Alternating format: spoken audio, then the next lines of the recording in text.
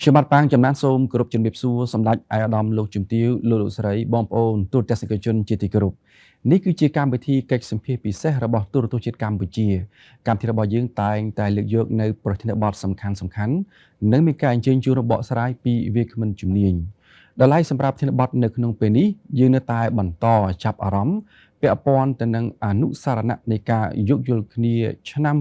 2001រវាងកម្ពុជានិងថៃឬហៅឲ្យស្រួលស្ដាប់ថា MOU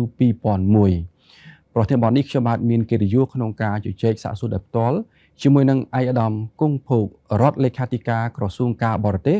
និងសហប្រតិបត្តិការអន្តរជាតិខ្ញុំបាទសូមគោរពជំរាបសួរឯកឧត្តមបាទសូមជម្រាបសួរ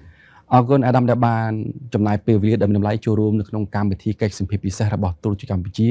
ជាពិសេសនឹងបញ្យល់នៅព័ត៌មានសំខាន់ជូនសាធារណជន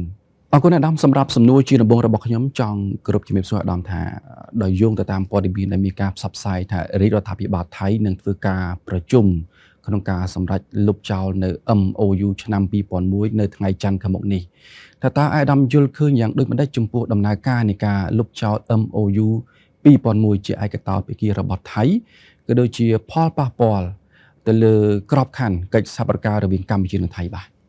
ជាបឋមខ្ញុំសូមថ្លែងអំណរគុណដែលបានអញ្ជើញខ្ញុំចូលរួមនៅក្នុងកិច្ចសម្ភាសន៍នាថ្ងៃនេះយើងពិតជាមានការសោកស្ដាយដែលភាគីថៃកំពុងពិចារណាដកខ្លួនដោយឯកតោភាគីចេញពីអនុសារណៈនៃការយោគយល់គ្នា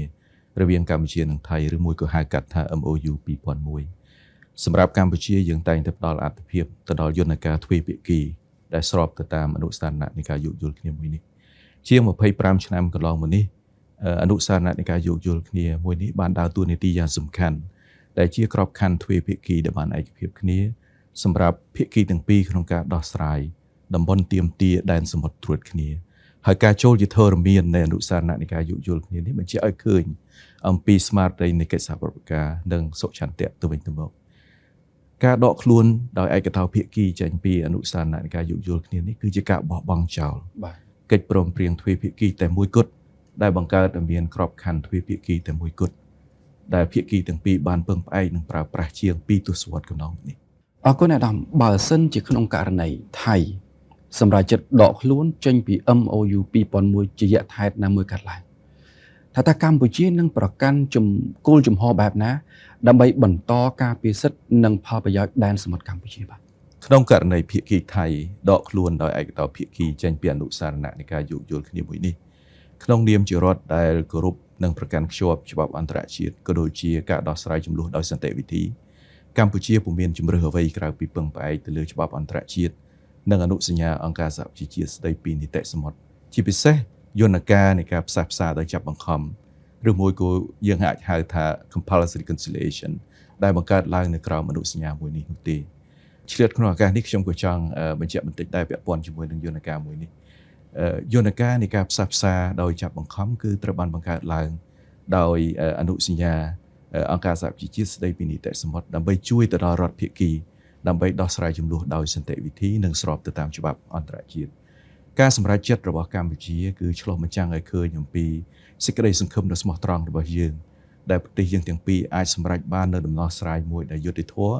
ដែលយូរអង្វែងហើយស្របទៅតាមច្បាប់អន្តរជាតិដែលនឹងអនុញ្ញាតឲ្យប្រជាជនយើងរស់នៅជាមួយគ្នាដោយសន្តិភាពស្ថិរភាពនិងសេចក្តីសុខខ្ញុំបាទសូមគោរពថ្លែងគុណអាយដាមគង់ភោគចំពោះការចូលរួមបកស្រាយពន្យល់យ៉ាងក្បោះក្បាយពាក់ព័ន្ធនឹងប្រធានបទអនុសារណៈនៃការយោគយល់គ្នាឆ្នាំ2001រវាងកម្ពុជានិងថៃទស្សនិកជនជាទីគោរពនិងជាទីមេត្រីកម្មវិធីកិច្ចសម្ភាសន៍ពិសេសរបស់ទូរទស្សន៍កម្ពុជា